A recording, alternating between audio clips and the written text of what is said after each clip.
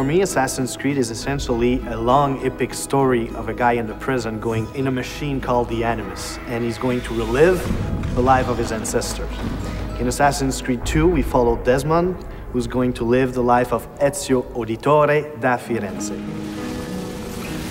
The meaning of Ezio's name, in following with the tradition established by the first Assassin's Creed, is that Ezio means eagle. Eagle, or the flying one. Its origins come from Greece.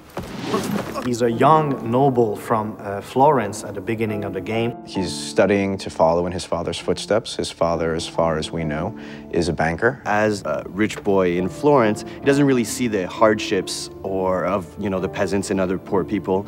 And it doesn't really affect him either. He's more of a carefree guy. He does what he has to do. He's got lots of money. He's got lots of friends. And in regards to the women, he's very charming. He always says the right thing. The right thing to surprise them, to stand out of the crowd, and that's why they have a really hard time resisting to his charms.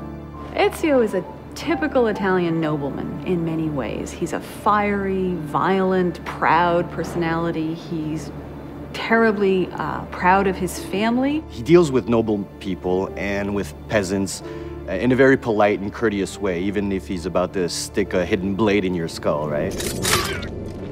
He has a very strange talent that his father is aware of, which is the eagle vision from the first game. Nobody really knows how come he has that, but we sort of find out in the game.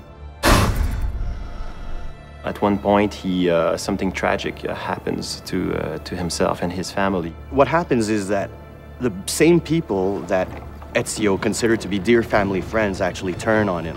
People that are very close to him are taken from him, and becoming an assassin and acquiring those skills will give him the abilities necessary to exact revenge. When you're used to just living free and living without a worry in the world, and all of a sudden the entire Florentine army is looking for you, and you have to protect your mother, you have to protect your sister, and you have to defend yourself, changes everything in his life. So going from this life of la dolce vita, in Italy, it will have to become this guy who needs to kill in order to survive. We see Ezio progressing very much so throughout the game, physically as well as emotionally and in his personality.